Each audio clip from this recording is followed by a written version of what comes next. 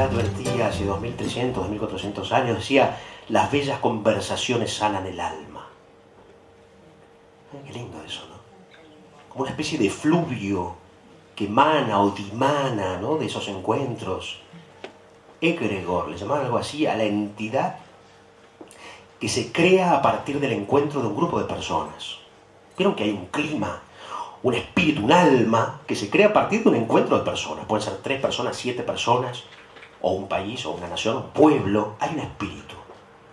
Y lo que se crea a partir de la conjunción, de la reunión de pensamientos, voluntades y sentires, eso como otra entidad en un lugar. ¿No vieron que hay lugares donde el aire está frío? Donde hay lugares donde uno se acerca porque hay un calor humano, tibieza, cordial. Y las personas, instintivamente, como animales que somos, con alma, espíritu, alma inmortal, buscamos el calor, como los animales también. Buscamos el calor. Y el frío es el peor enemigo del hombre, ya advertía Giovanni Papini. Huimos del frío. Donde hay racionalismo, donde hay frialdad, donde no hay cordialidad, donde hay vacío, las personas se alejan. O por lo menos las personas que anhelan el calor u otro tipo de calor. Y la poesía y el pensamiento y la música y el arte dan tibieza al corazón. Y cuando muchas personas están unidas en una misma vibración, un mismo pensamiento, un mismo sentir, algo extraño se genera. Ya lo decían los oradores de hace 2000 años, 2500 años, 2300, 2100 años. Escipión, por ejemplo, el romano, decía, me parece tan raro a veces, Escipión el africano. Cuando hablo y hay un público, hay momentos donde parece que el público no respira. Hay esos momentos de silencio perfecto, donde hay muchísima gente y de golpe se crea el silencio perfecto. Es porque algo está pasando. Porque no es una persona escuchando a otra persona, sino que son todas esas almas y sensibilidades y voluntades e imaginaciones. Todo aquello que no vemos está operando y dándole al aire o al lugar otra presencia. Un clímax, diríamos, o un clima, o una temperatura anímica, ¿verdad? Y todos sentimos, le demos crédito o no, esas temperaturas de las personas y los lugares y las casas. Y cuando uno quiere o comprar o alquilar, y va y, no sé, ¿no? Y uno le da crédito a esa sensación, ¿verdad? Porque hay algo espiritual que no vemos. Porque hay algo que olemos. Y el olfato tiene que ver con la intuición. Por eso decimos, me huele que esto es así, esto me huele mal. Porque el olfato es el sentido relacionado con la intuición. Como el tacto es el sentido relacionado con la realidad. Como la visión es el sentido relacionado con la inteligencia, con el pensar, con el sentido común. Decimos, ¿no ves que es así? Decimos, no entendés. ¿No ves que esto es así? Como el gusto tiene que ver con el disfrute de la vida. Y por eso si conocemos a alguien agradable le decimos mucho gusto. O esto me disgusta, o estoy amargado. Lo llevamos instintivamente, lo llevamos a la simbolización o a la relación con el sentido del gusto. ¿Cierto? Como el oído tiene algo muy relacionado con lo espiritual. Y con el silencio. Bueno, entonces las personas que se reúnen en torno al fuego de la palabra, de la música, van en busca de ese calor. De ese algo espiritual que no sabemos qué es. Cuando canta un cantante como Rodrigo, con sensibilidad, agita algo en el aire que no sabemos tampoco qué es. Toca fibras nuestras que no sabemos dónde están. Pero están. ¿Qué es? ¿Qué vamos a decir que es? La epidermis, las células, las neuronas, sensores. No sabemos qué es. Algo nos toca, la música, la poesía, el pensamiento, un paisaje, la belleza en general. Algo conmueve de nuestro ser que no sabemos qué es. Algo profundo en nosotros, invisible, eterno. Algo que se liga con lo infinito, no con lo fugaz, efímero, trivial. No. Todo vibra por un ruiseñor, dice el poeta Gabriel Miró. Todo vibra por un ruiseñor. Y la persona que está en su ser, en su centro, que mira, observa, atenta, que está presente, con presencia de espíritu. Miren qué palabra, qué frase. Con presencia de espíritu también vibra por el ruiseñor, por la música, por la mirada, que no le es indiferente. Y entonces ese mismo poeta dice de un personaje, y lo decíamos la vez pasada, Sigüenza, que era un personaje caminante, observador, sensible, sentimental, sensible, sensitivo, como decía Rubén Darío. Sentimental, sensible, sensitivo, en esa gradación de percepción. Dice, Sigüenza se sentía a sí mismo con acústica de recinto cerrado. ¿No le gustó? Porque en los momentos de contención y de inspiración y de presencia del aquí y ahora, que de eso vamos a hablar hoy, quizá, espero, uno se siente a sí mismo con acústica de recinto cerrado. Todo repercute en nosotros. La poesía, la música, una presencia, una mirada, todo incide, nada nos es indiferente, nada nos deja vacíos o fríos, el peor enemigo del hombre. El arte zen de vivir el instante, lo nombramos a este encuentro. Qué raro ser es el hombre. Pesa los soles, enlaza los vientos, encausa los ríos, calcula las distancias de los astros, de la estrella, de nuestro planeta el Sol, las dimensiones de la galaxia, ¿no? De la Vía Láctea, 200.000 años luz o algo parecido, que es lo mismo, 200.000 que 200.000 millones, es lo mismo, años luz, nadie sabe qué es eso, así que pueden constatar los datos que si me equivoco es lo mismo. Claro, no se puede uno figurar nada de eso. Forjamos las civilizaciones, las culturas, el arte. Domeñamos a la naturaleza. Y sin embargo, ¿cuánto le cuesta al ser humano alcanzar la plenitud? Antonio Machado dice, el hombre es por esencia la bestia troglodítica. Creó de nada un mundo y su obra terminada, ya estoy en lo cierto, todo es nada. Pero puede ser que todo sea nada. Con el esmero y el esfuerzo y el trabajo, no solo de nuestros ancestros, antepasados, desde antes de Cromañón, sino de la naturaleza misma, toda que trabaja para que nosotros podamos hoy respirar, ser, vivir. De eso hablamos en el primer encuentro, hace 4 sábados, 5. La cultura, la naturaleza, todas las leyes puestas a favor del hombre, para que el hombre pueda desarrollarse, ser, vivir, estar, alentar bajo este cielo, bajo este sol, bajo estos astros. Puede ser. Las leyes básicas del universo, la termodinámica, nuclear fuerte, nuclear débil. ¿Cómo puede ser? La ley de gravedad, la distancia justa entre la Tierra y el Sol, la distancia distinta haría imposible la vida. La existencia de la cúpula, esa invisible, protectora que es la atmósfera. Todos nuestros órganos, nuestros pares de cromosomas, en perfecta armonía para que podamos ser, pensar, sentir, amar, trabajar, nacer, morir. Todo ese trabajo del universo, de la biología, del cosmos, de la cultura, de nuestros antepasados más remotos, puede ser que todo sea para nada. Chesterton camina un día con su amigo Belloc por las calles de Londres, se detiene y dice, amigo mío, cuando nosotros éramos jóvenes el mundo ya era muy viejo. No inventamos el lenguaje con el que hablamos. En general, las ropas que usamos tampoco, ni los instrumentos, ni... No sabemos cómo funciona ese reflector, y sin embargo nos valemos de todos esos avances y progresos. Y puede ser que el hombre no esté creado para la plenitud. La gran pregunta sobre la felicidad, de la que ya hemos hablado. Sin embargo, los grandes iniciados, iluminados, sabios, nos dicen, cuidado que hay dos mundos. Cuidado que la realidad tiene dos aspectos, dos caras, dos dimensiones. Cuidado que está lo visible, pero también lo invisible. Y así empezamos hoy. Usamos palabras materiales que vibran, ¿no? La física lo puede medir, llegar a captar qué partículas se entrechocan cuando uno pronuncia una palabra. Sin embargo, el sustrato, la fuente de esa palabra es invisible. El pensamiento, el sentir, la memoria es invisible.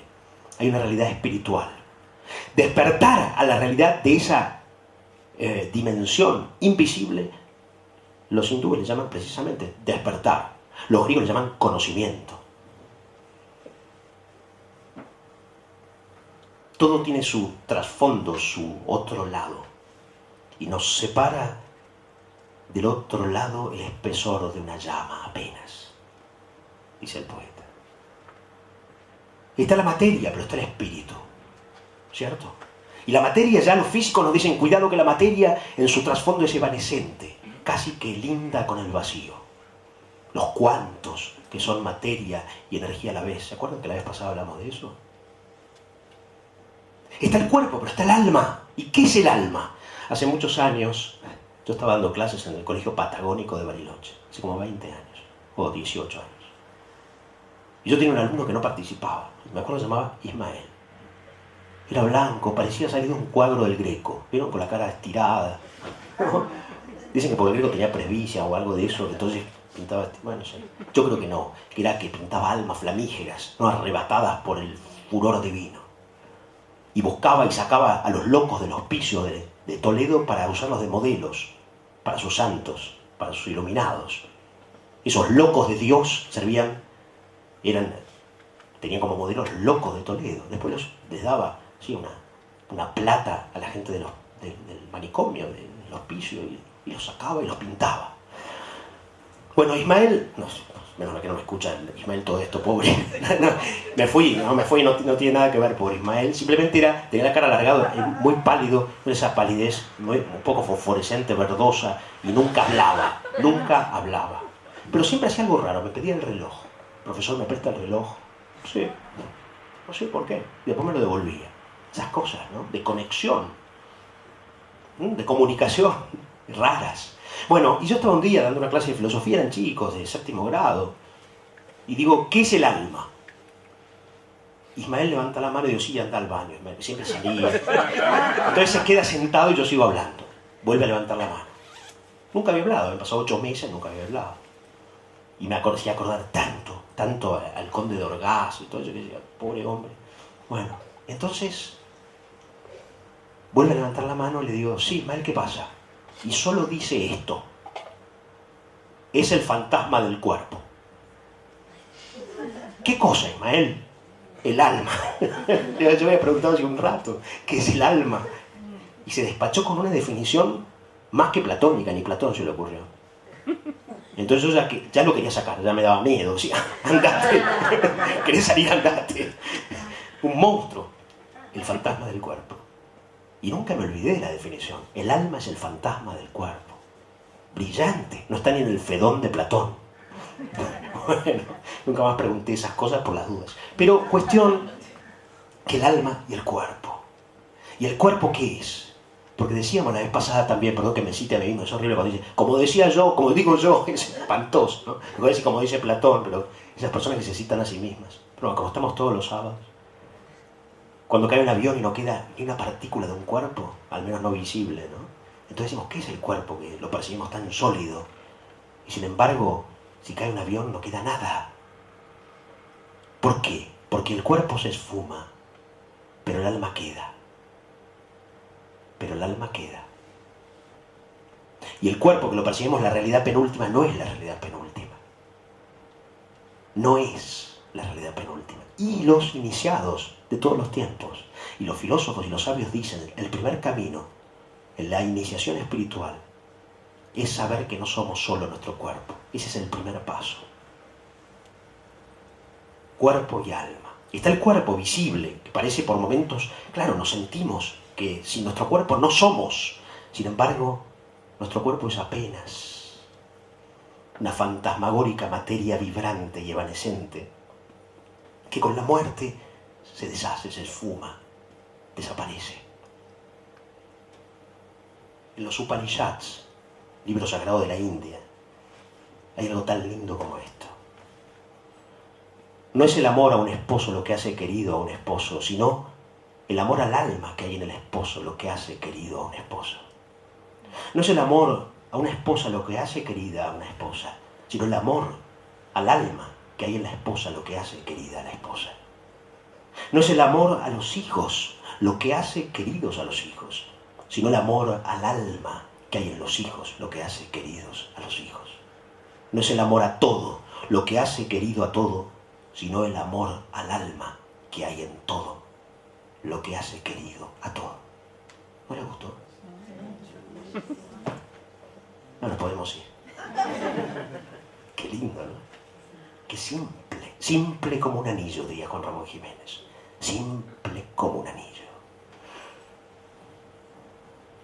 Y entonces la materia y el espíritu, el cuerpo y el alma, el sueño y la vigilia, que parecen también dos cosas distintas, la materia, sin embargo son dos aspectos de lo mismo siempre. Es la razón la que divide, vivisecciona, corta, categoriza y cree entender.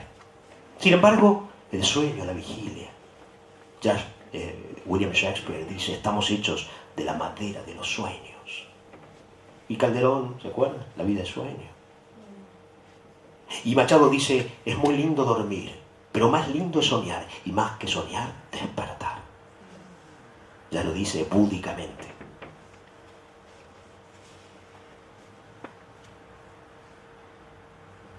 Y también Machado dice,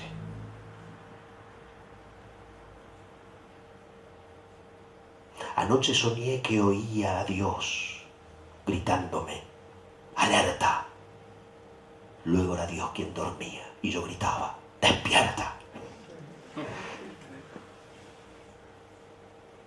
El dormir y el soñar, la vigilia, el sueño, parece por momentos la vida un sueño o no, sobre todo cuando miramos hacia atrás, parece fugaz como un sueño. Materia y cuerpo, lo mismo. Y la máscara y el rostro, ¿qué? Cambia los... Claro, yo contaba también hace unos sábados, voy acá de citarme, contaba hace unos sábados, cuando me encontré con una persona, me dijo, ¿qué te pasó? No me pasó nada, pasaron 20 años que no nos vemos, eso me pasó. No creas que vos estás igual. Cambia esta máscara caediza que es lo que ven los demás. Pero algo permanece. Algo permanece. En la mirada vemos ese brillo de la persona que siempre fue ella desde que nació hasta su última hora. Y estamos anhelantes siempre de un encuentro humano y de que una persona nos muestre su máscara, sino su verdadero rostro. Más allá de las imposturas, las apariencias, los gestos, los fingimientos. Y otra vez Machado, ese gran espiritual que fue. Descúbreme tu rostro, que yo vea fijos en mí tus ojos de diamante. Qué intimación, ¿no? ¡Qué intimación! Y los chicos vieron que tienen ese instinto, dicen careta, es un careta, la máscara, ¿no? Claro, porque buscamos la genuinidad, lo genuino, la verdad, la sinceridad. Estamos anhelantes de verdad. Un gran escritor francés del siglo XVIII se va de una fiesta y escribe en su diario, ¡ay, Dios mío! ¡Cuántas máscaras y ni un corazón! Y cuando vuelve Rubén Darío un día, escribe un poema, también de una fiesta, dice, ¡ay, mi corazón triste de fiestas! ¿No? Bueno, la máscara y el rostro, la dialéctica, dicen los filósofos, de la máscara y el rostro, de la materia y el espíritu, del cuerpo y el alma, del sueño y la vigilia. Y entre estos opuestos nos debatimos, procurando conciliarlos o descubrir que son aspectos de lo mismo. Y cuando buscamos conciliarlos y encontrar la unidad en este mundo que parece disociado y no lo está, nuestro cuerpo se vuelve, nuestro espíritu, una vasija repleta del conflicto divino, dice Jung. Pero bueno, pero además de esta dicotomía, esta dialéctica aparente, ¿está qué? También el destino, la suerte, la providencia, ¿no es cierto? Uno dice, todo es destino, te dicen, todo es suerte.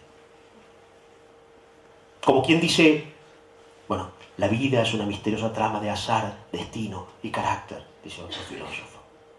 tilta ahí. Azar, las tres fuerzas que rigen la vida humana. El azar, la suerte, destino, la providencia o algo que está marcado, y el carácter, que es la voluntad. Y para otros también la vida es comedia o es tragedia, ¿cierto? Hay quien dice, para los hipersensibles la vida es una tragedia, para los insensibles una comedia, para los cínicos una tragicomedia. Y también estaba el que decía, no se tomen la vida demasiado en serio, de todos modos no saldrán vivos de ella. No se tomen la vida demasiado en serio, de todos modos no saldrán vivos de ella. Y sin embargo, la verdad, como siempre, según enseñaban los romanos, aura mediocritas, está en el punto medio. Es tragicomedia. Y tiene su momento de comedia y de tragedia, como dice el Eclesiastés, un tiempo para reír, un tiempo para llorar, para jugar, para trabajar. Y todo es verdad. No es que es pura tragedia ni pura comedia. No al menos en forma permanente, ¿no es cierto? No en forma permanente. Ni siempre somos alma, ni siempre somos todo cuerpo. A veces toda soy cuerpo, a veces toda soy alma, dice Juana de Ibarburu. Y sintiéndose el cuerpo, la mujer se lo siente más espiritualmente el cuerpo, ¿no? A mí una de las experiencias más raras que tuve fue dar clases en colegios mixtos, donde las mujeres, de golpe una la peina a la otra, ¿no? Esas cosas que están con un contacto rarísimo, físico. La mujer está más, por eso tiene su diario, también tiene una intimidad, ¿no? La mujer está más conectada metafísicamente consigo misma, en su centro.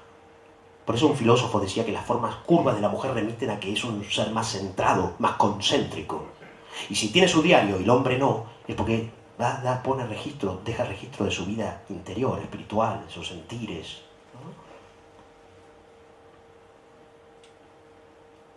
Entonces la poetisa uruguaya, otra uruguaya, Delmira Agustini, dice: haréme liviana más de lo que soy, para pesar menos he llorado hoy. Para pesar menos, si preciso es, mi trenza sombría, ay, me cortaré. No sé si es de Ibarburu también. Pero porque cuerpo y alma se confunden en momentos, y más en la mujer. Bueno, pero que también además de estas dialécticas está ¿qué? Y a eso vamos. El tiempo y la eternidad. Hablábamos de vivir el instante, ¿no? ¿Qué es el tiempo? ¿Cómo sustraerse a su furor, a su fuga, a su ansiedad nuestra en realidad, a su vértigo nuestro en realidad? ¿Crees que el mundo está agitado? Dicen los monjes de Zen. Ve al campo y mira el cielo estrellado. El mundo no está agitado, tú estás agitado. Claro. ¿Crees que el mundo está agitado? Que el mundo es una locura. Vete al campo solitario estrellado y fíjate que el mundo no está agitado. Simple como un anillo. ¿Qué es el tiempo? Y ese gran africano, y dijimos Escipión el africano, otro gran africano, que fue San Agustín, del que hablamos la vez pasada. Basta. San Agustín, del que vamos a hablar siempre, porque fue Platón enamorado, alma fogosa, un pensador que, como bien dice Papini, no pensaba, se arrojaba al horno del pensamiento. ¡Qué pasión! Escribió a los casi 90 años sus Confesiones, libro que fue bestseller durante más de 1000 años. ¡Qué libro de libros! Ahí está todo. Hegel plantea todo el pensamiento dialéctico de Hegel. Está la teoría de gravedad de Newton en uno de los capítulos. Dice, no, los cuerpos son atraídos por la Tierra. Siglo IV. Agustín, que había nacido en África, era de Tagaste, dice, todos sabemos... ¿Te acuerdas, Hernán, que hablamos un día del tiempo? Todos sabemos lo que es el tiempo hasta que alguien nos lo pregunta. Claro.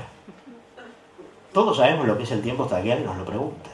Que era una gran trampa socrática, racionalista, cuando lo agarra al pobre, lo toma al pobre de Laques, que era un militar, y Laques era un valiente militar condecorado que había luchado contra los espartanos y contra los persas, y le dice, ¿qué es el valor? ¿Qué es la valentía? Y le da unas vueltas al pobre Laques, que Laques termina pensando que es un cobarde, ¿no? Porque la mente todo lo diluye. Es peligrosa la razón. ¿Vieron cuando uno sale del cine, ve una película, y dice, qué buena película, empieza a criticarla, dice, la verdad, qué película mala, ¿no? Claro, ¿no es cierto? La mente es disolvente, es terrible. Y vamos al corazón de nuestro tema hablando de eso. Porque la mente es el diablo. No, estoy exagerando. Pero la mente es peligrosa. Entibia, enfría, relativiza, mediatiza. Al criticar, al juzgar, a desconfiar la razón. Platón, hablando de Platón, dio una definición genial de el tiempo. Dijo, es la imitación móvil de la eternidad. El tiempo es la imitación móvil de la eternidad. Es genial. Sin embargo, lo de imitación móvil parece copia. ¿Se acuerdan? Mundo inteligible, sensible, copia, somos copia. Hay una cosa un poco dialéctica ahí, maniquea, ¿no? Una división demasiado tajante entre eternidad y tiempo. Me gusta más cuando dice después en otro diálogo, el tiempo es la eternidad moviéndose. Eso me gusta mucho más. Porque ya el tiempo no es una copia vil de la eternidad. El tiempo es eternidad, moviéndose. Es mejor. No hay escisión, no hay ruptura. No hay ruptura. El tiempo. Sin embargo, hay una lucha mortal entre el tiempo y la mente. Por eso la ansiedad, la angustia, la depresión, los ataques de pánico, todo tiene que ver con una desacomodación de la mente con respecto al tiempo y al espacio. Con la imposibilidad que se genera por neurosis o lo que fuera en algún momento de la vida de deshabitar el instante presente, de desatender el instante presente, de caernos hacia adentro en el pensamiento, de caernos hacia adentro en el pensamiento, de preocuparnos o de estar angustiados por el pasado, que ya no es, que ya no es.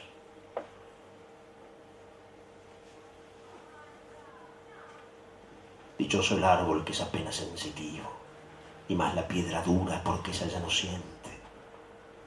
Que no hay dolor más grande que el dolor de ser vivo, ni mayor pesadumbre que la vida consciente, ser y no saber nada, y ser sin rumbo cierto, y el temor de haber sido, y un futuro terror, y el espanto seguro de estar mañana muertos, y sufrir por la vida, y por la sombra, y por lo que no conocemos y apenas sospechamos, y la carne que tienta con sus frescos racimos, y la tumba que espera con sus fúnebres ramos, y no saber a dónde vamos, ni de dónde venimos. Lo fatal de Rubén Darío. El tiempo, la ansiedad, la angustia, la previsión, el recuerdo. Y sin embargo el mismo Agustín dice, lo único real es el aquí y ahora. Frase acuñada y que se hizo popular no sé cómo ni por dónde en nuestros días. Hic et nunc. El otro día fuimos, ¿no?, al mar, el otro día no, hace 2 o 3 meses, es lo mismo, el otro día. Hace 6 años, el otro día. ¿No? Claro, Fray Luis de León se fue 10 años preso, ¿no? Estuvo en 1500 por haber traducido sin permiso de la iglesia el Cantar de los Cantares. Y es famosa la frase que él dice en Salamanca, todavía está el púlpito conservado de donde él reinicia sus clases y dice, decíamos ayer. ¿Se acuerdan? ¿Se acuerdan? Decíamos ayer. Bueno, hace unos días en el mar vi una chica que pasó y tenía en el hombro acá hic et nunc. Hic et nunc. Dije, no puede ser. Eso estaba en los frontispicios de los templos romanos. ¿Qué hace ahí? Bueno, después lo vi en otro lado y en otro lado dije, se popularizó el aquí y ahora. Hic et nunc. Nunc es ahora, parece nunca, ¿no? Pero es ahora. ¿Cómo apresar el instante? ¿Cómo apresar el instante? ¿Cómo habitar el instante? ¿Cómo llegar a conquistar lo que los filósofos llaman la salud del momento? Miren qué lindo eso, la salud del momento. O también dicen, cómo llegar o cómo ejercitarse en llegar a mirar al instante a los ojos. ¿Cómo llegamos a mirar al instante a los ojos? Sin preocupación, ansiedad, angustia, previsión, evocación, melancolía. Flaubert dice, la melancolía es una recordación inconsciente. Es una recordación inconsciente. Melancolía, humor negro significa, ¿no? Melancolía. Es la persona que está sacada de sí misma, torcida hacia atrás. Y sin embargo, todos los sabios de todos los tiempos enseñan que solo es real el aquí y ahora.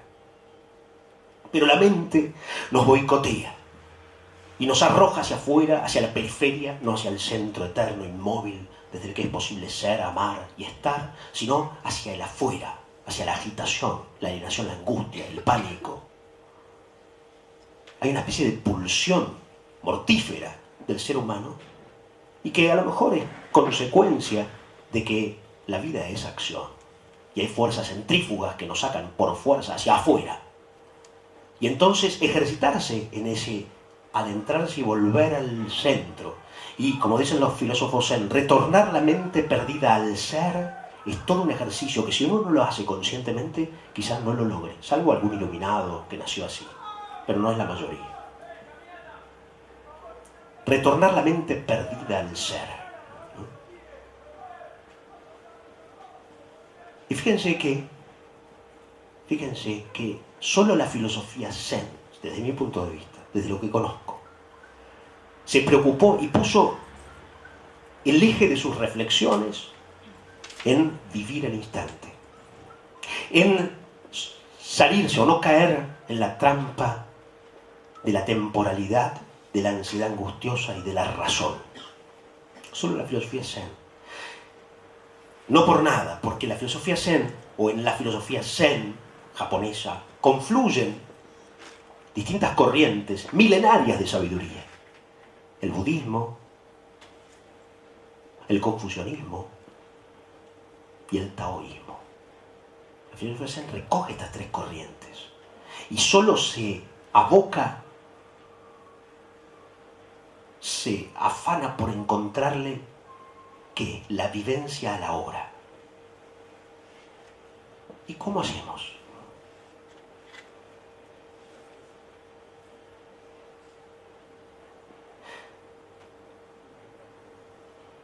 Neutralizando la razón. ¿Cómo? Dos métodos aconsejan. Uno, la respiración. Fíjense qué democrático. No es que hay que saber griego, leerlo Platón, o sánscrito para leer el Vishnu Purana. No. Porque el hombre podría ser definido como el ser que respira. Homo faber, que fabrica herramientas, sí. Homo sapiens, que conoce, sí. Homo economicus, sí.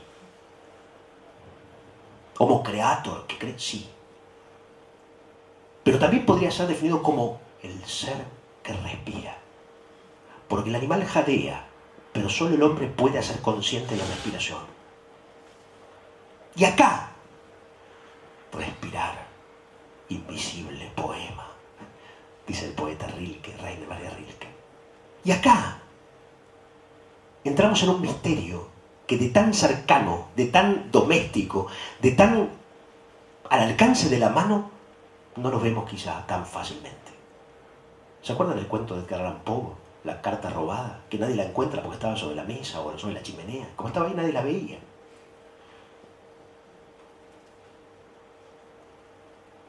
La respiración. Gran hallazgo de los hombres de la India, sobre todo. Respirando conscientemente algo sucede. ¿Por qué? Solo haciendo consciente el acto de respirar, solamente así, la mente se neutraliza, se sosiega. ¿Por qué? Si solo es respirar. ¿Por qué? Y entonces, los filósofos iluminados, no los racionalistas, esos que nos volvieron locos en Occidente, ¿no? Con cosas rarísimas. No. Dicen, ¿saben qué pasa? Que el aire, no es solo aire. ¿Saben qué pasa? Que los elementos, aire, fuego, tierra, agua, son divinos, tienen una fuerza, una potencia milagrosa, mágica, curativa. ¿Quién puede entender lo que es el fuego? Lo podemos describir o no sé, los físicos. Pero ¿qué es el fuego? ¿Ver un leño ardiendo es una de las maravillas del universo o no? ¿Qué es eso? Describir no es explicar. ¿Qué es eso? Podemos definir, pero definiendo no significa que entendamos. Por eso ese gran loco que iba con la túnica blanca, la barba blanca, el callado, en pleno siglo XX, dice, hay tres cosas que no tienen definición. ¿Se acuerdan que lo decíamos antes?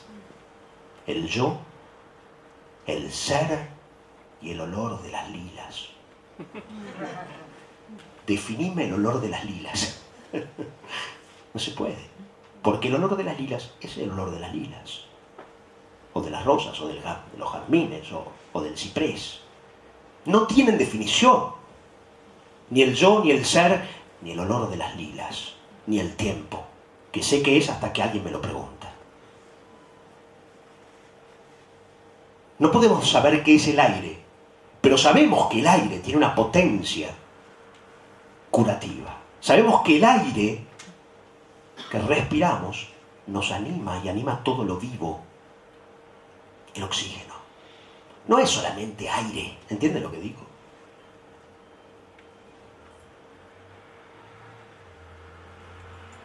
¿Y qué pasa?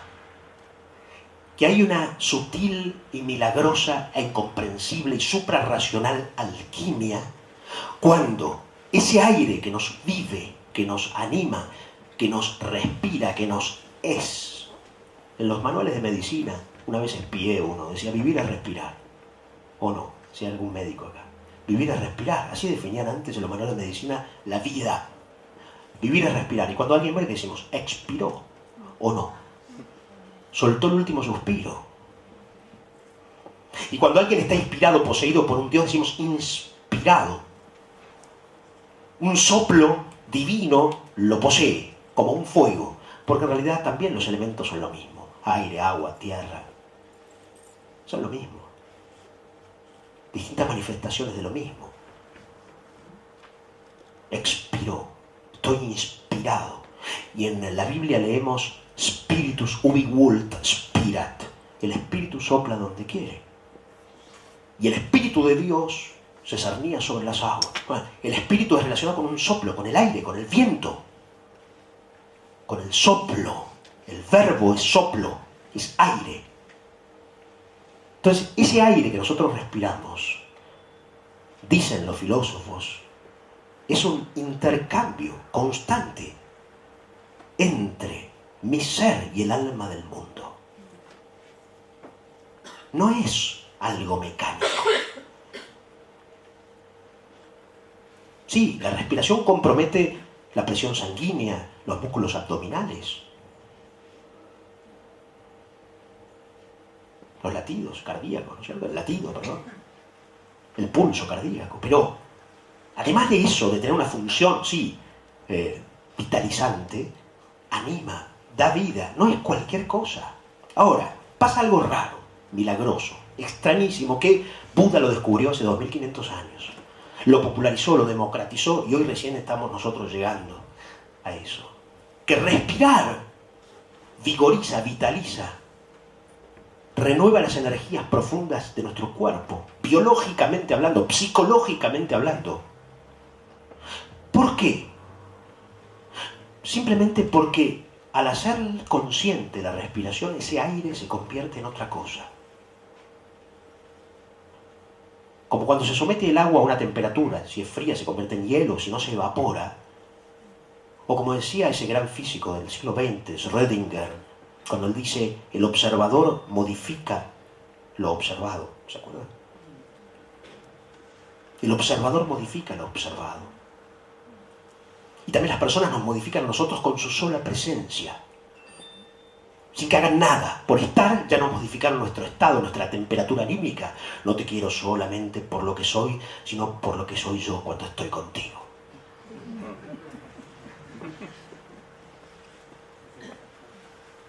Porque todo incide en todo. Ahora, hay una alquimia, una transmutación de los elementos sometidos a un determinado estado, observación o método.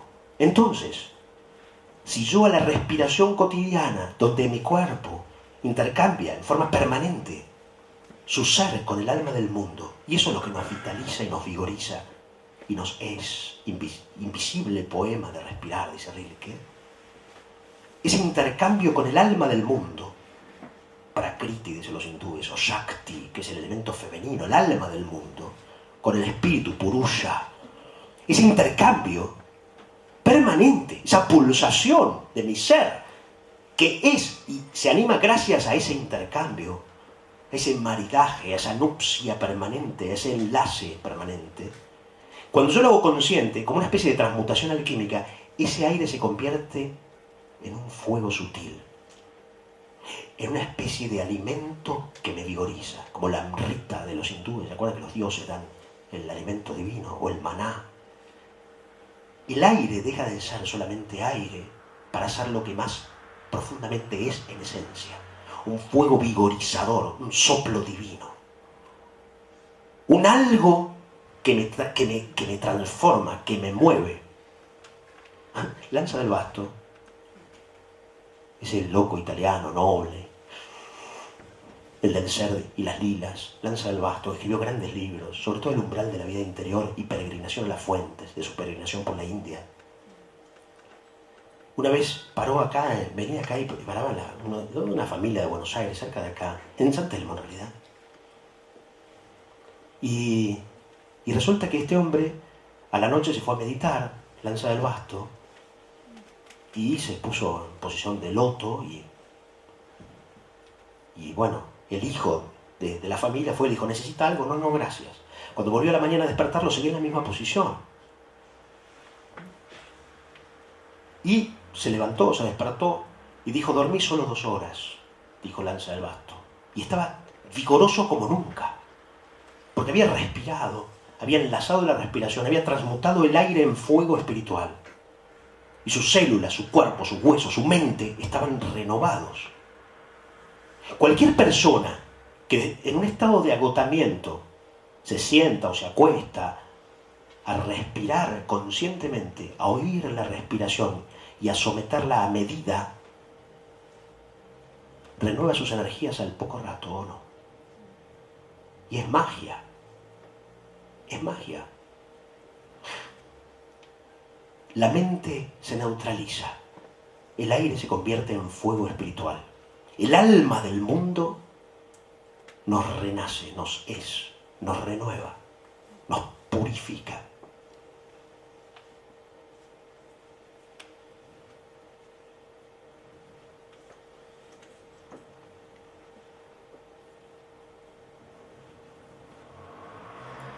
Y en ese momento no hay disociación.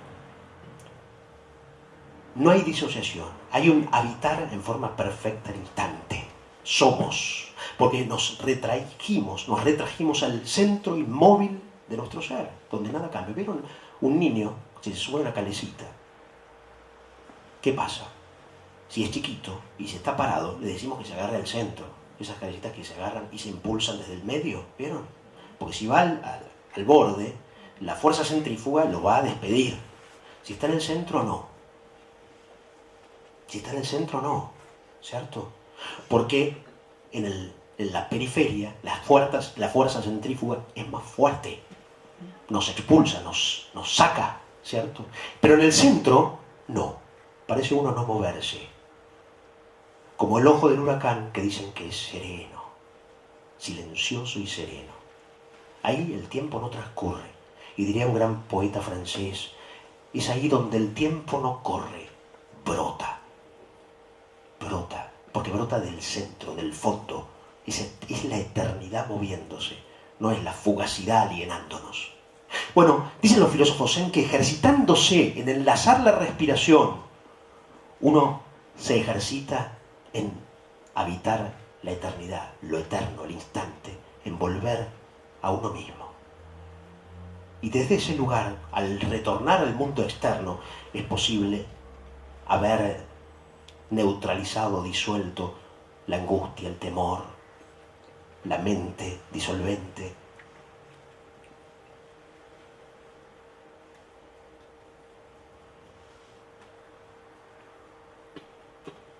enlazar la respiración, dominar la respiración. ¿Qué es lo otro?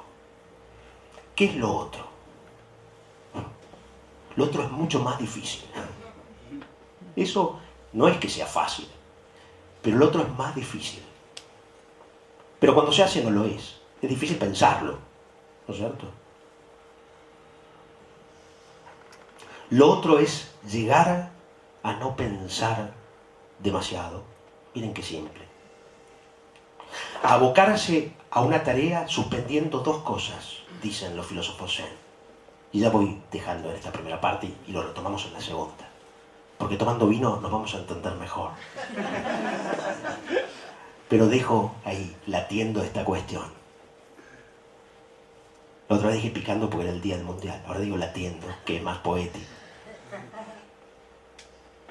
Es cómo llego a realizar una acción suspendiendo la intención y la finalidad.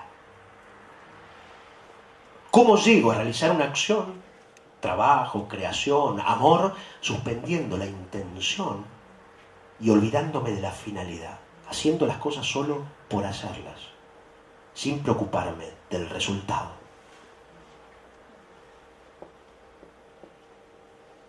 ¿Cómo hago eso? Dicen los filósofos zen. Quien logra eso alcanza la felicidad. Porque habita el instante liviano, ligero, confiado, despreocupado. ¿Vieron la suerte del principiante? ¿Qué es? Ustedes saben eso, ¿no? Saben todo, como todo se sabe. Va alguien, no sé, va a jugar al golf, ese maldito juego. No voy a decir la palabra que ustedes conocen. Y va, le pega, hace, no sé, casi hoyo en uno por primera vez. O alguien que realiza cualquier actividad por primera vez. ¿Qué es? Dicen los filósofos zen. Que no está pensando en hacerlo bien, porque no sabe hacerlo. Y no está ni pensando, ni preocupado en hacerlo bien, ni en que el resultado sea óptimo. Entonces lo hace con una soltura, un movimiento que es uno, que no está trabado por la razón, que está pensando en la mano, el pie, ¿no es cierto?, la posición del cuerpo. ¿Se entiende lo que digo? Es la suerte del principiante.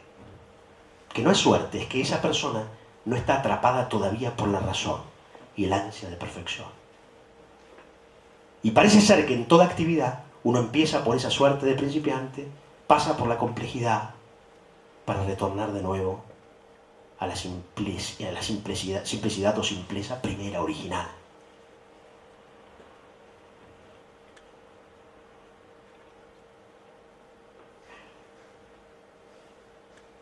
Va un filósofo, un discípulo de un filósofo zen, lo va a ver y dice, pero maestro, ¿usted qué lo diferencia a usted de mí?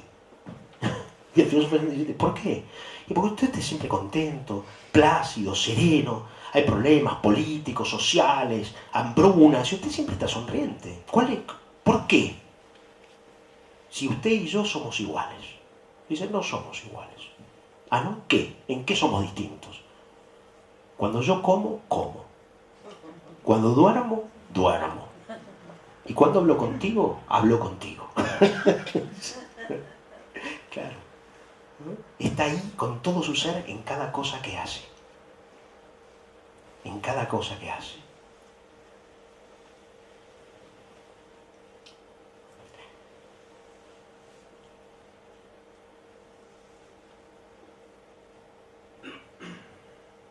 Ahora pregunto, para conquistar esa confianza, esa despreocupación, esa soltura, esa liviandad, esa fluidez, que tanto hablamos de dejar fluir, esa fluidez, no es necesario reconocer lo eterno, reconocer que no fuimos creados de la nada, que reconocer que no nos hicimos a nosotros mismos, reconocer que algo nos sustenta. ¿Se entiende lo que digo? Que pertenecemos a un orden que nos excede. Para poder soltarse, Dios es un abismo, salta. Para poder saltar, no es necesario primero un reconocimiento sincero, simple, sencillo, de que el mundo ya era muy viejo cuando nosotros éramos jóvenes y el universo aún más viejo.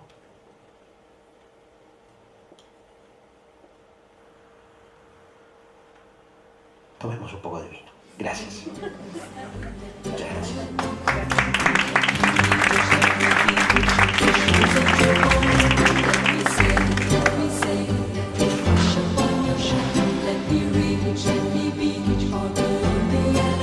preocupa que venga mucha o poca gente, me preocupa que alguien mire mucho el reloj cuando está hablando. Y ni siquiera debería preocuparme, ¿no? Pues ya decía Pedro Laín Entralgo, gran humanista español, decía, el problema no es que alguien mire el reloj, el problema es que se saque el reloj y haga así. No pasa más, el tiempo no pasa más. Si yo a alguien veo alguna vez que empieza a hacer así el reloj, desaparezco para siempre, o por lo menos por unos años, hasta renovar el repertorio. Claro. Tal vez Ismael me sacaba el reloj para hacer así y yo no me di cuenta. Bueno, Ismael, pobre Ismael.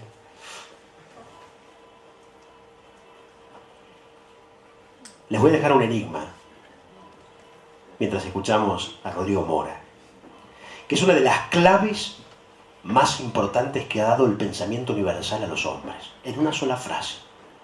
¿Soy un poco pretencioso? Sí. Una revelación que si uno la convierte en mantra o en... bueno, puede ser un antes y un después. Realmente es así. Esas pequeñas frases, ¿no? Pensamientos que cifran todo un universo de sentido. Por eso decía Nietzsche también, acuñador de grandes frases, como por ejemplo, oscurecen los filósofos, oscurecen las aguas para que parezcan profundas. Que habla complicado para que parezca profunda. Nietzsche terminó escribiendo solo aforismos, pues decía, ese racionalismo, ese discurso infinito no lleva a nada. Como los filósofos zen, en una frase cifran todo. O los poetas que escriben los haikus, ¿no es cierto? Solamente un puñado de palabras. En el primer encuentro hablamos de un verso de Walt Whitman que si fuera usado también como mantra sería sanador.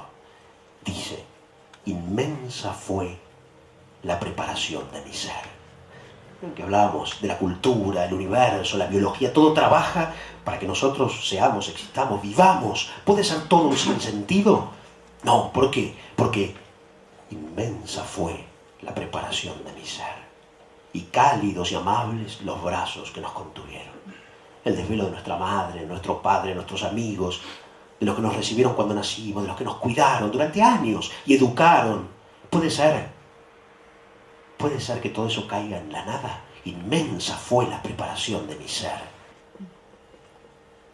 Y esta frase que yo les digo, que para mí al menos me resultó reveladora, y tiene que ver, todo que ver realmente, con la filosofía zen, que busca la liviandad en la fluidez, que busca que la mente no se detenga, porque la detención de la mente es aflicción, dicen los filósofos zen.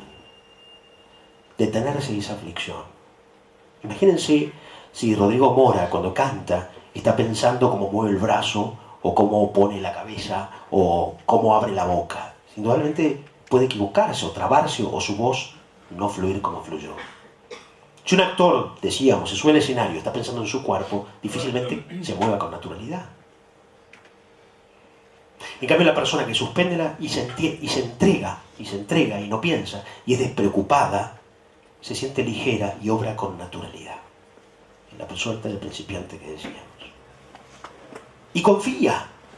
Yehudi Menuhin, uno de los grandes violinistas que ha habido jamás, que además era un buen practicante de yoga, a veces se plantaba frente a un público de decenas, de cientos de personas, y ¿saben qué decía? Se ponía el violín así y decía, vemos si sale. ¿No es buenísimo? Y si no sale, lo hacemos de nuevo, ¿no es cierto? Claro, despreocupadamente, no somos perfectos y... ¿qué problema hay? No, justo de lo que comentaste, ¿sabes que cuando canto, yo sé que lo que estoy haciendo para un entendido está mal?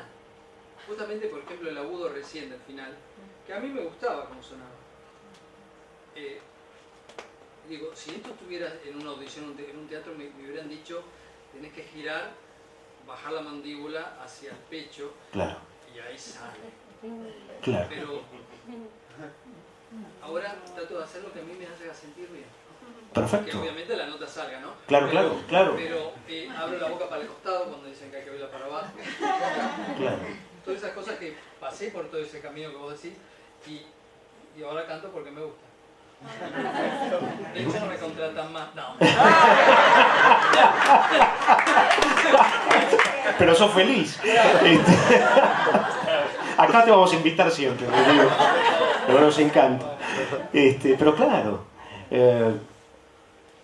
porque me piace. Bueno, No, pero es así, tal cual. sí, es así porque toda observación, ¿no es cierto?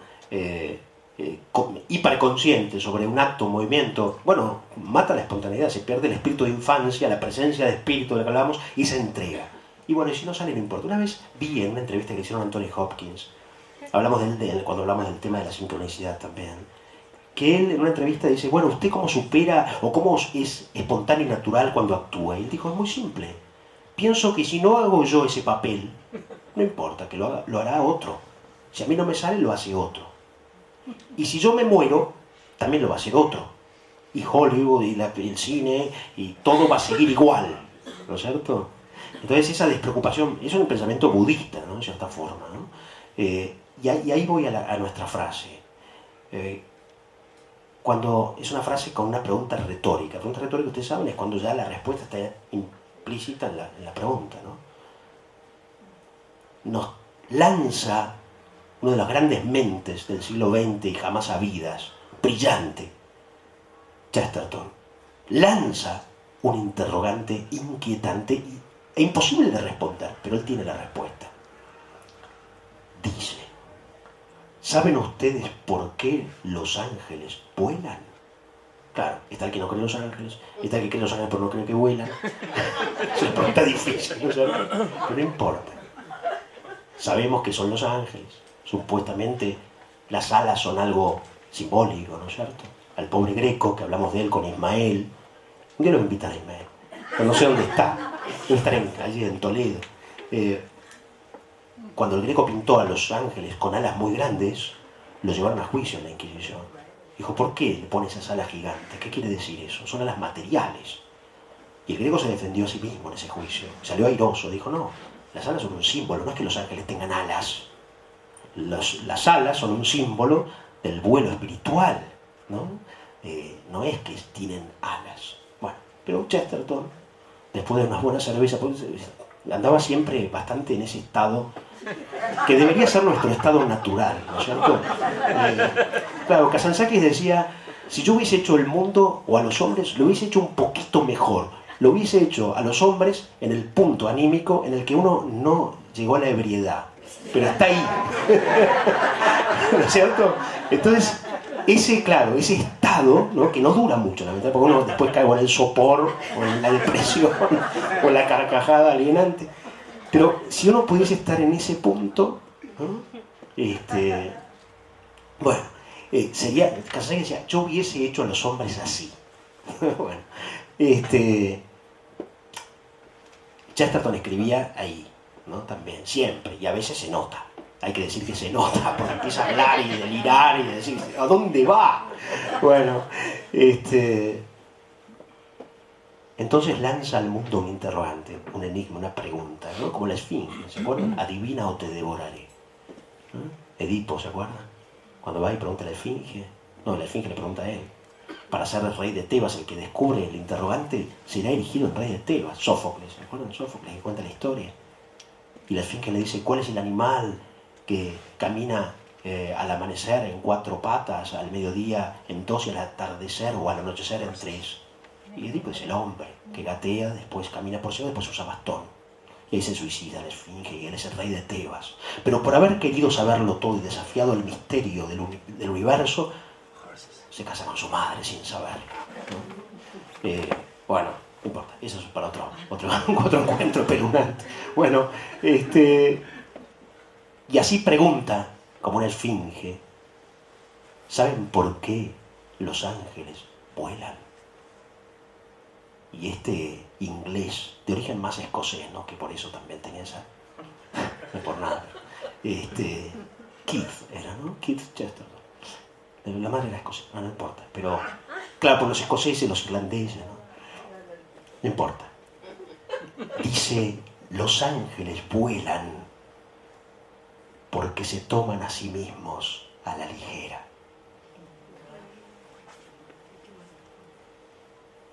¿Saben por qué los ángeles vuelan? Porque se toman a sí mismos a la ligera. Es genial. El que se toma demasiado en serio está pesado, no se anima, tiene miedo, se observa, se analiza, se estudia, se critica y juzga. No tiene liviandad. ¡Qué revelación! En cambio, el que se olvida de sí mismo despreocupadamente y se hace el ridículo, bueno, también se ríe de sí mismo. ¿Qué problema hay? Total, ya nos vamos a morir. Me hace acordar un cuento de Borges, ¿no? No, Borges recopiló unos cuentos. Y un hombre se va de una fiesta, ¿no? Y se va riéndose y dice, ¿viste cómo se rieron todos cuando imité al chancho? Y se ríe, ¿no? Y dice, ¿viste cómo todos se reían, imité al chancho? Y camina 3 cuadras en silencio, agarra a la mujer y le dice, querría estar muerto. Dice, no, le sintió el peso del ridículo. O sea, al principio se fue contentísimo porque todos se habían muerto de risa.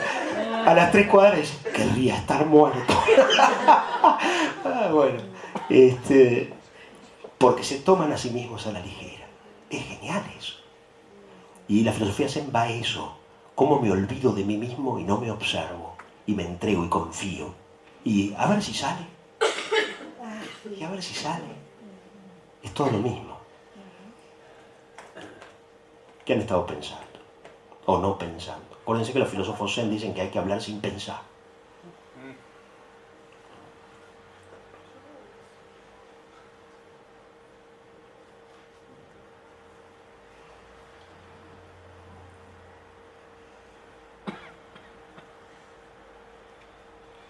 Sí. No. Me ha pasado que alguien dice, bueno, sí, a veces funciona. Sí, sí. Tal vez gente culpógena o algo que le han tratado así de chico muy... Habla. Y habla y se levanta. Bueno, ¿qué han estado pensando? ¿O qué piensan de esto? La filosofía Zen, que dice, bueno, los japoneses, Zen, así. ¿Hay alguien acá? ¿No? Mira, ya para disimular. ¿De qué origen sos? Ya igual. ¿De? China. De China. Bueno. Oh, no, sé que no. Ya sé que no. Ya sé que no. Que no es lo mismo. Sí. ¿Tu nombre? Mariano. Mariano, sí. Hablo para que no te sientas mal. Muchas gracias, Mariano. Muchas gracias. ¿Viste? El sábado que viene estamos también. No, me pagás igual que hoy. Sí, sí, sí. ¿Podés cantar Aurora y eso? En mi colegio estaba también. ¿En serio? Exactamente. ¿En qué colegio? 90 años. ¿Eh? Labardén. En el Labardén, mirá, estábamos cerca, sufriendo. ¿Qué edad tenés? 46. 46. ¿Perdón? Vos podés decir la edad. En cambio, Oscar Wilde decía, cuidado con las mujeres que dicen la edad, son capaces de cualquier cosa. Claro, los hombres pueden decir la edad, pero las mujeres dicen la edad, cuidado que son capaces de cualquier cosa. Lo que decías de Sí. la liviandad de los ángeles, Sí. baila como si no te estuvieran mirando, Ah, sí. trabaja como si no necesitaras el dinero. Qué bueno. ¿Y eso es de...? Mío. Muy bien. Bien. Oso, acá me sentado. Ah, mira. Bien. Bueno, Ahora es mío. ahora es tuyo, claro que sí. ¿No?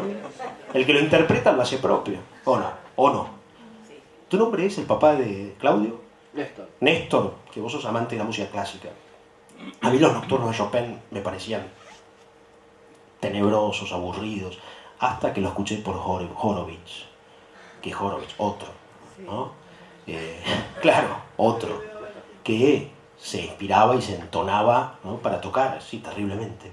Pero cuando yo escuché los nocturnos, dije, porque los reinventa, ¿no? El intérprete los recrea realmente, ¿no? Sí, me encantó, Mariano, gracias. Sí, me encantó. ¿En serio? Sí, sí. ¿Sabes Sí. cómo me siento? No. Como el chanchito que salió después. Es lo que hay. Que quisiera estar muerto. ¿Viste cuando decís qué gracioso? Sí. Ya está, ya pasó. Bien, muy bien. Sí, ¿qué más? Si no están de acuerdo también es lo que piensan del... Sí, ¿tu nombre? Jorge. Jorge. No, hay una parte que vos hablabas del tiempo y me resuena algo que dijo Eckhart Tolle, que decía sobre el presente. Ujú. En realidad que no existe ni el pasado ni el futuro, sino que el presente es la eternidad que cambia de formas. Sí, perfecto, me encantó. San Agustín en el libro 10 de las Confesiones creo que es, que dice el pasado a través de la memoria, ¿no? Es el presente del pasado, es la memoria. Es el presente del pasado en nuestra memoria. Y nuestra previsión es el presente del futuro, ¿no? Uno se anticipa, prevé, espera. Te dice, pero lo que existe es eso, ¿no? El aquí y ahora eterno. Sí, claro que sí.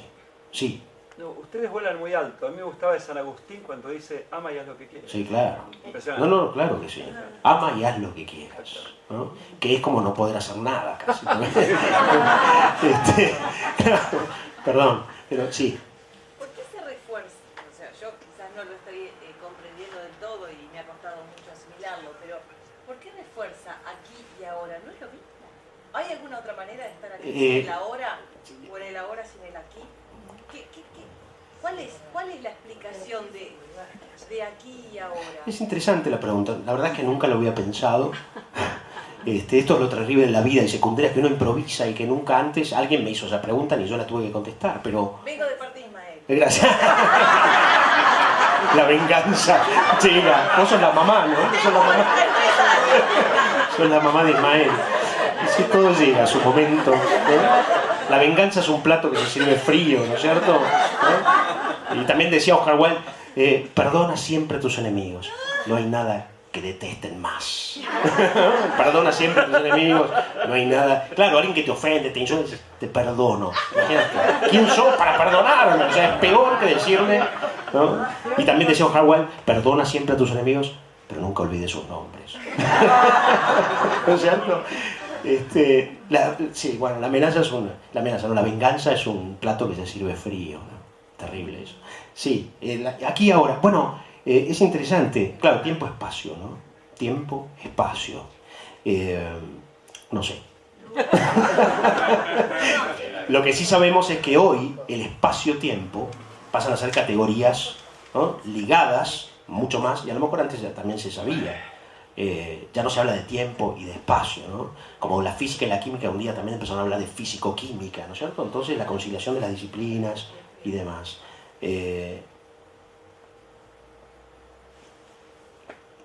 Tiene que ver con el ser y el estar, tal vez. Fíjense que el castellano y el portugués son las únicas lenguas que tienen el ser y el estar. ¿Vieron los extranjeros? Les cuentan, soy acá. No, estoy. Claro, ¿no? Me acordaba un día un pordiosero que ponía, soy solo, ¿no? Entonces parecía un pordiosero extranjero, pero no. Era más patético, soy solo que estoy solo, ¿no? Es más metafísico. Pero claro, el verbo estar es un verbo de realidad. Por eso es que los alemanes, que no lo tienen, se van mucho también a la abstracción, o tal vez como se van a las abstracciones que no lo tienen, es al revés, ¿no? Pero el verbo estar, que los tenemos los españoles, en la filosofía es muy importante, porque es un verbo de realidad, es un verbo de presencia, ¿no? El ser, es la metafísica, es algo inasible, es algo espiritual, pero el estar requiere de un cuerpo, de una presencia, ¿no es cierto? Entonces, ser y estar, aquí y ahora. El ahora es como el ser, es algo inasible también el tiempo, ¿no es cierto? El ahora es una especie de magma psíquico o cósmico.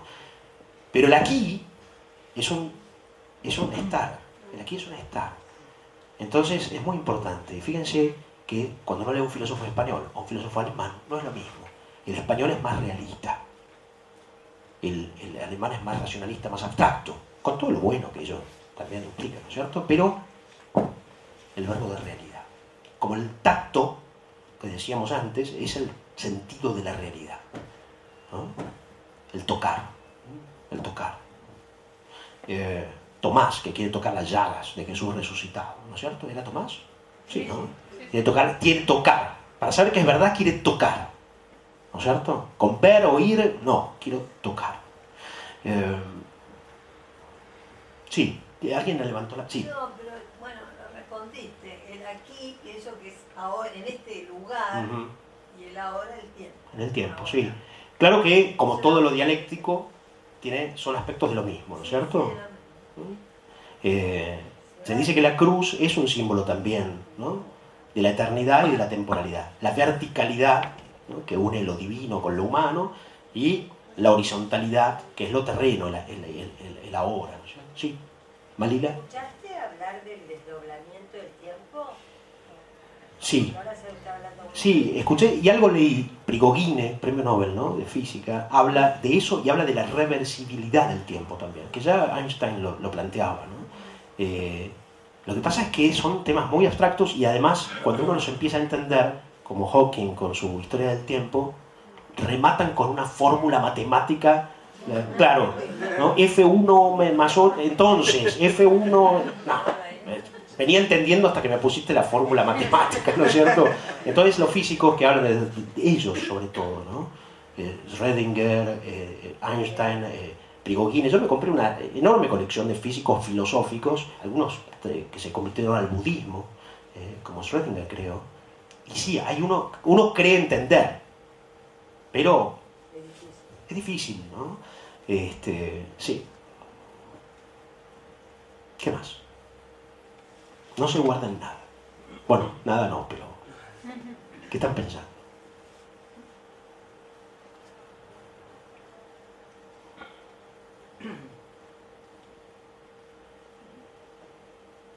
Sí. Y los instantes perfectos, contemplativos, donde el tiempo parece detenerse, momentos a veces en un paisaje o en un encuentro con una persona, esos momentos donde parece realmente extasiarse el tiempo, ¿no?, o el aire.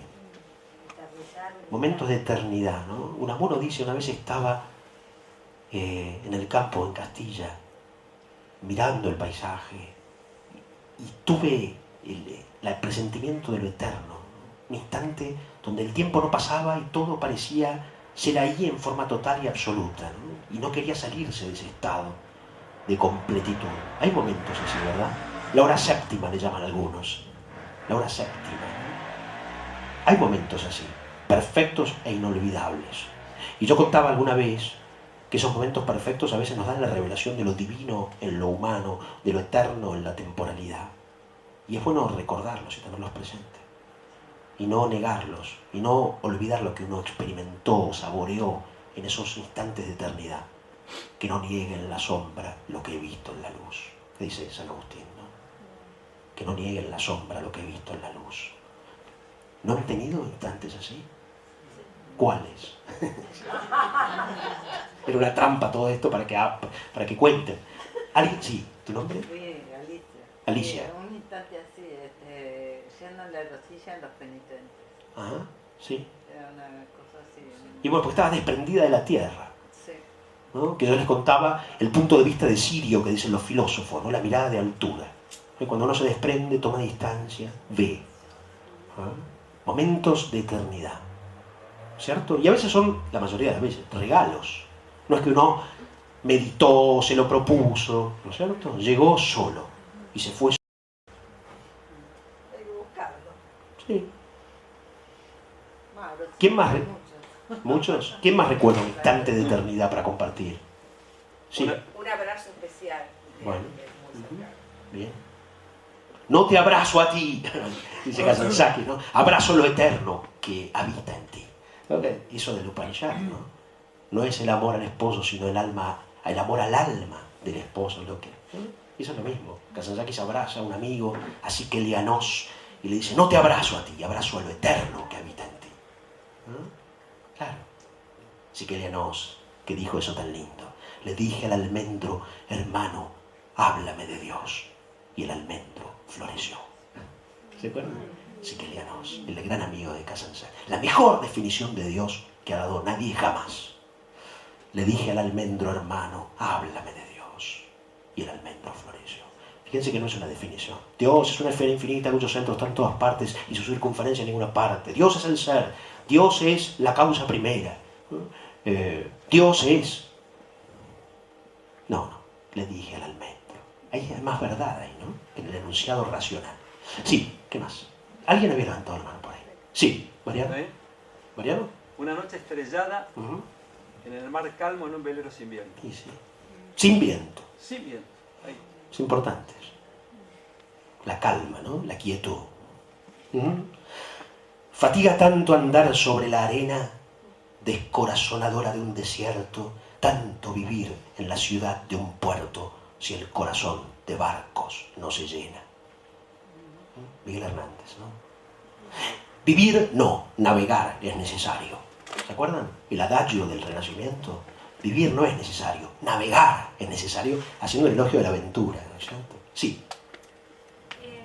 Un instrumento que es bastante especial en la India, no me acuerdo el nombre. El serengue, que es como una gaita. Ajá. Y yo lo escuché y Sentí.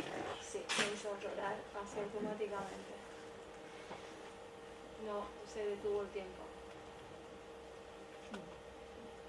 Bien. Lo escuché en vivo y después cuando escucho grabaciones me pasa lo mismo. Qué bárbaro.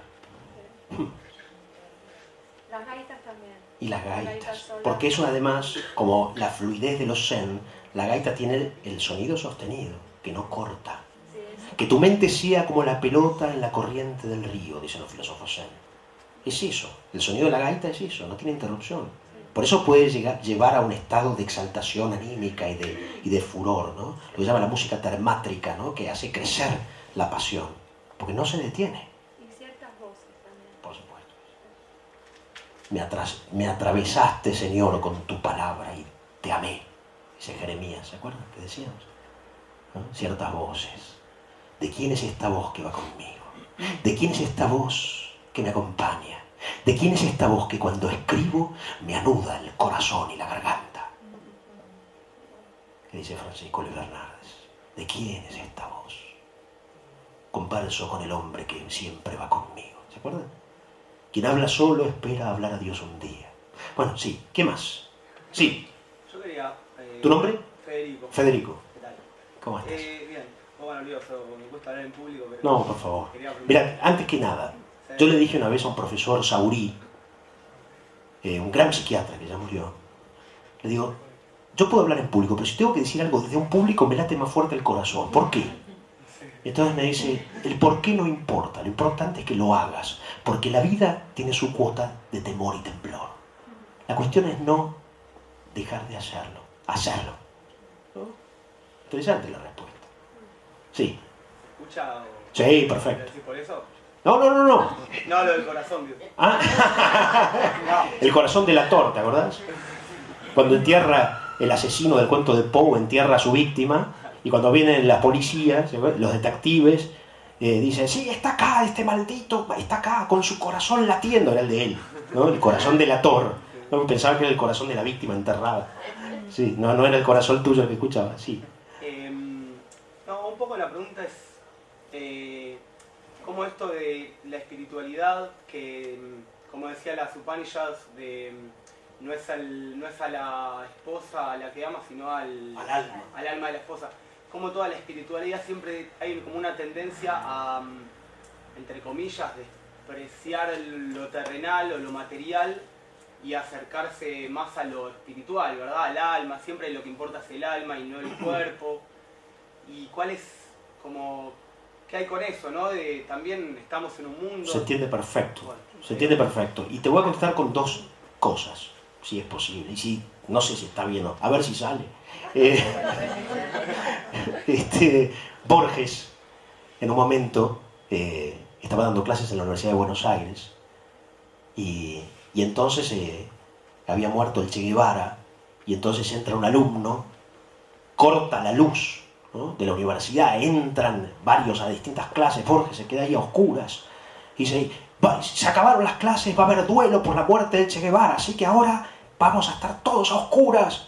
Y Borges levanta la mano y dice, me volví ciego hace muchos años, previendo este momento.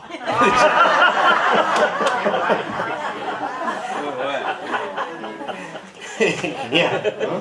Tenía esa salida Borges, ¿no? Me volví ciego hace muchos años, previendo este momento. Apagar la luz que yo no veo igual. Y siguió dando la clase. También, ¿no? Una vez alguien lo llevaba, después de una conferencia, dice, me acompaña, entonces lo lleva escaleras abajo, ¿no? Y va muy rápido, y Borges empieza, claro, medio a trastabillar.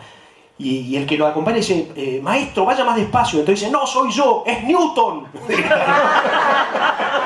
Es Newton. Y otra vez iba por la calle, claro, es el ingenio, ¿no? El ingenio. Y va por la calle y algo veía, no es que no veía nada, y ve que a alguien se le viene al humo, ¿no? Un bulto así humano que viene a toparlo. Entonces ya medio aminora el paso con el bastón y viene y lo topa a una mujer y le dice, ¿es usted Borges? Y le dice, a veces. Claro, no es siempre Jorge Luis Borges, ¿no? A veces es el gran poeta, escritor, pero es genial, a veces. Bueno, yo tomé la precaución no de volverme ciego, sino de traer este poema para la pregunta de Federico. Creo en ti, alma mía, pero el otro que soy no debe humillarse ante ti, ni tú debes ser humillada ante el otro. Retosa conmigo sobre la hierba y quita el freno de tu garganta. No quiero palabras, ni música, ni rimas, no quiero costumbres, ni discursos, ni aun los mejores. Solo quiero la calma, el arrullo de tu velada voz. Recuerdo cómo yacimos juntos cierta diáfana mañana de verano, cómo apoyaste tu cabeza en mi cadera y suavemente te volviste hacia mí, y apartaste la camisa de mi pecho y hundiste tu lengua hasta mi corazón desnudo, y te extendiste hasta tocar mi barba, y te extendiste hasta abrazar mis pies. Prontamente crecieron y me rodearon la paz y el saber que rebasan todas las disputas de la tierra. Y sé que la mano de Dios es mi prometida, y sé que el Espíritu de Dios es mi propio hermano, y que todos los hombres que alguna vez vivieron son también mis hermanos, y las mujeres mis hermanas y amantes, y que el amor es la sobrequilla de la creación, y que son incontables las hojas rígidas o lánguidas en los campos, y las hormigas pardas en los pequeños surcos, y las costras de musgo en el cerco sinuoso, las praderas apiladas, el saúco, la hierba, carmín y la candelaria. Creo en el cuerpo y en los apetitos. El oído, el tacto, el olfato son para mí milagros. Divino soy por dentro y por fuera y santifico todo lo que toco y me toca. Divino soy por dentro y por fuera. No rindo más respeto al corazón que a los intestinos. Para mí la cópula no es más grosera que la muerte. Esto que dije al final era lo que quería decir, me equivoqué del poema. Gracias. Claro. Walt Whitman, un cosmos, viviendo, sintiendo, procreando. La vida me recorre en la corriente y el índice. Doy la señal primordial, doy la orden de la democracia. Nada aceptaré, lo juro, si todos no pueden tenerlo en iguales condiciones. Pero él dice, creo en ti, alma mía, pero también dice, creo en el cuerpo y en los apetitos. Por eso, ¿se acuerdan?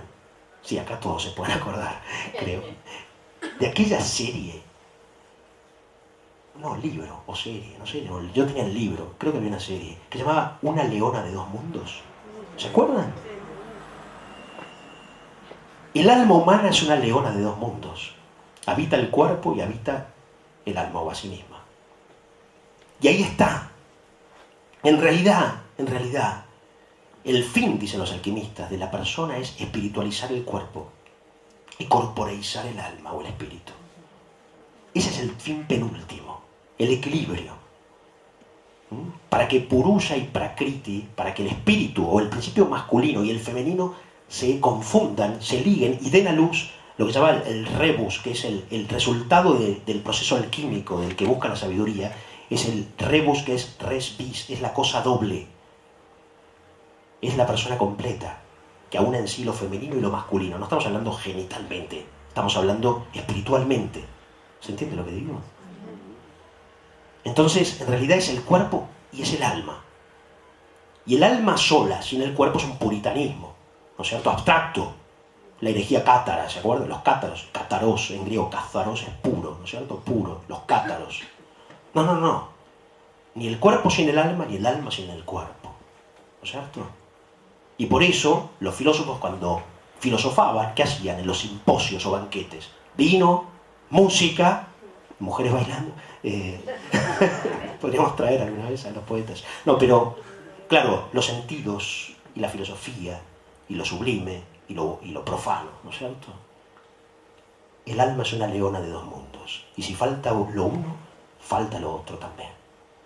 Y los fanatismos son peligrosísimos, ¿no? El espiritualismo, como el materialismo, no son reales. Ni la meditación de 24 horas, ¿no? Ni lo otro, ni la alienación de 24 horas. ¿No? Creo que es ese juego, ¿no? Ni la tragedia ni la comedia, la tragicomedia. Y el humor, si falta, falta todo también. No te tomes la vida demasiado en serio. Bueno, ¿qué más? Y ya vamos cerrando porque se hace tarde. ¿O no? Sí. ¿Alguien más que quiera decir algo? ¿Que no se lo quiere guardar? ¿Compartir? Acá. Sí. ¿Tu nombre? Gustavo. Gustavo. Yo quería compartir esto. Con respecto a estos instantes de Eternidad. Yo quería plantear un ejemplo más doméstico, ¿no? Claro. No tanto un instante de eternidad, pero hay veces que hay momentos que son muy buenos. Uno está haciendo algo o no haciendo nada y disfrutando de un momento muy, muy bueno. Sí. Sin llegar a ser un momento de eternidad. Y en algún momento hay que cortarlo, por lo que fuera. Uno mismo es el que corta ese momento. No estoy hablando de un momento de eternidad, sino algún momento de mucha tranquilidad, de mucha paz, que lo vas a cortar por algo muy tonto. Me quedaba en ese pensamiento. ¿Por qué? O sea, tengo en claro que en algún momento lo tenés que cortar porque no te puedes quedar 14 horas mirando el fuego. Pero quizás siempre te podrías quedar un poquitito más. Seguro. Y es uno el que corta esos momentos. Sí. Sí. Por eso el ejercitarse también, ¿no? Que eso dice también. Hay dos grandes libros, y con esto voy cerrando en serio. Dos grandes libros para mí para comprender la filosofía Zen. Uno es el libro de Soho Takuan, que es los consejos de un monje zen, un guerrero samurái, y el otro es, para nosotros, occidentales, es Zen y el arco y el tiro con arco, ¿no? Zen en el arte del tiro con arco, de Herrigel, ¿no? Yo siempre lo releo hace años, esos dos libros. Porque ellos dicen que si uno no se ejercita en la meditación, en la contemplación, en los momentos de silencio agradables, la lectura, la buena música, las buenas conversaciones, es muy difícil después sostener en el tiempo o prolongar estados benéficos, benévolos, agradables, ¿no es cierto? Sino una ejercitación consciente, voluntariosa, ¿no? Donde uno adiestra a la mente, al alma, al espíritu, para esos estados, para degustar más profunda y largamente estados de quietud o de placer o de gusto, de agradabilidad, es muy fácil que se disuelvan más rápido, ¿no es cierto? Entonces ellos aconsejan esa ejercitación cotidiana, que sea un instante al día, esa respiración consciente, aunque sea de 15 minutos, nada más, y ya es muchísimo, ¿no? La ejercitación para adiestrar la conciencia. Por eso, fíjense que la filosofía, los griegos llamaban la filosofía el arte del buen morir, pero no era porque era para morir, sino que uno se ejercitaba toda la vida para el último momento.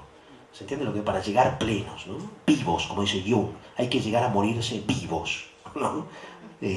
Moriré vivo si muero, decía otro loco, pero era más provocativo. Moriré vivo si muero. Vale, pero Jung decía más pacíficamente, decía, hay que llegar vivos a la muerte, ¿no es cierto? A ese paso, que no es un fin, es un paso, ¿no es cierto? Eso es lo que se me ocurre. Sí, ¿tú no? Permíteme, Haroldo. Haroldo, sí. Haroldo. Él me movió algo que... Federico, sí. Y él también dijo algo que me movió un poco. A mí hace muchos años me pasó algo posterior a una intoxicación y llegué a ese punto de muerte que mucha gente cuenta. No vi una luz, en el fondo no vi algo blanco, sino que fue todo blanco. Y yo formé parte de eso y dejás de sentir el cuerpo realmente. Fue después de una noche de mucho sufrimiento, de haber vomitado toda una noche y sentirme muy mal. Y en ese momento en el que uno logra eso se da cuenta lo que pesa el cuerpo, estando en esas situaciones. sentís una levedad que es realmente algo increíble y una paz, falta de ruido, no hay pensamiento, no hay bullicio. Es una paz inexplicable, realmente es algo que lo vivió, lo vive como algo muy pacífico. Le da la pauta de lo que muchos iluminados dicen, que la muerte es algo muy suave, ¿sí? Esto me llevó a lo que vos dijiste, que la espiritualidad por ahí desprecia las cosas materiales. La realidad es que cuando volvés de eso, las cosas materiales las apreciás muchísimo más. Pero las apreciás de un punto en el cual no te aferrás a que si las perdés vas a dejar de disfrutar la vida. Realmente hay algo que, yo no sé si lo leí de Eckhart Tolle o de quién, porque yo después voy olvidando de quién lo leí, pero asimilo las pocas cosas que leo de cada uno. Creo que Anthony de Melo fue el que lo dijo. Sí. Que alguien cuando tiene algo y pretende aferrarse para disfrutarlo, es imposible que lo disfrute, porque tiene miedo de perderlo. Y si tenés miedo de perderlo, es imposible disfrutarlo.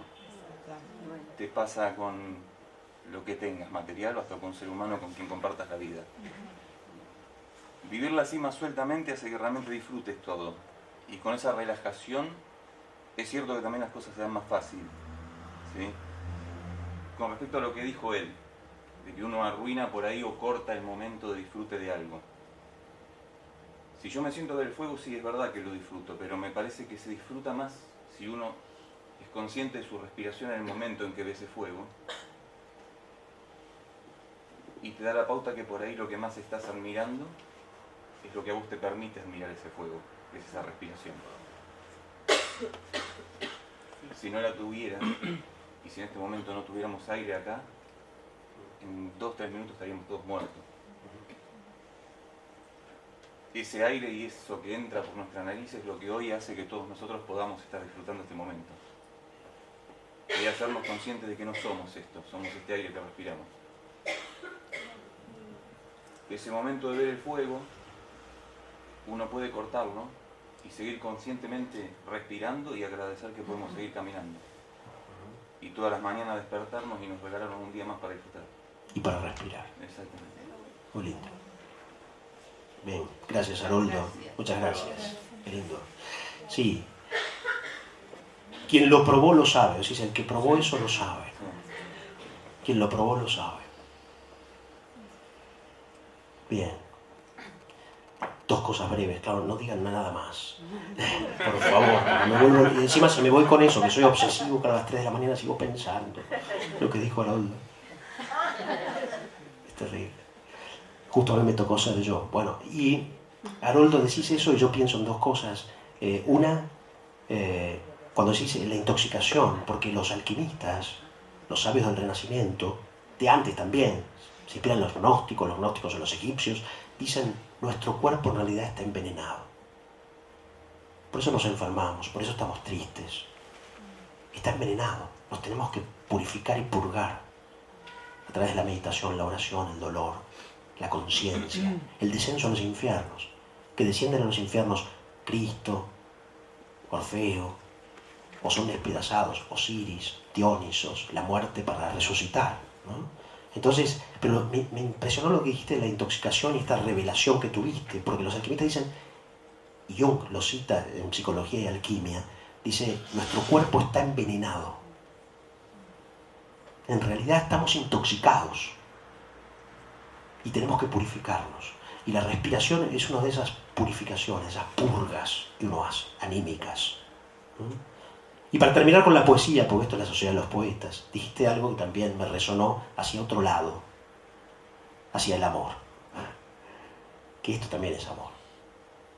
Lope de Vega, ¿no? Ese loco, genial, que escribió las poesías místicas, ya son los poetas místicos, las poesías místicas, y si tienen algún libro para publicar nos pueden escribir, más formidables jamás escritas. Lope de Vega, que era sacerdote, se hizo sacerdote, pero como era tan fogoso y enamorado, ya sacerdote, se fue a vivir con una pelirroja y siguió escribiendo las poesías místicas más formidables, cuerpo y alma, Federico, ¿no? Claro, que tengo yo que mi amistad procura, que interese te sigue, Jesús mío, que a mi puerta cubierta de rocío pasan las noches del invierno oscuras. ¿Cuántos fueron mis entrañas duras? Pues no te abrí, Qué extraño desvarío si de mi ingratitud el hielo frío secó las llagas de tus plantas puras. Cuántas veces el ángel me decía, alma, asómate ahora a la ventana, verás con cuánto amor llamar porfía. Y cuántas, hermosura soberana, mañana le abriremos. Respondía, para lo mismo responder mañana. Lope de Vega, 1600. Pero también dijo, y eso hoy, quien lo probó lo sabe, ¿qué es estar enamorado? Desmayarse, atreverse, estar furioso, áspero, tierno, liberal, esquivo, enojado, mortal, difunto, vivo, leal, traidor, cobarde y animoso. No hallar fuera del bien centro y reposo. Creer que un cielo en un infierno cabe, mostrarse alegre, triste, fugitivo. Esto es amor. Quien lo probó, lo sabe. Amigos, muchas gracias. Acuérdense, se nos hizo tarde, Rodrigo, que nos van a echar. A las 12 váyanse, por favor. Hasta el próximo sábado, muchas gracias. O el otro sábado. Muchas gracias.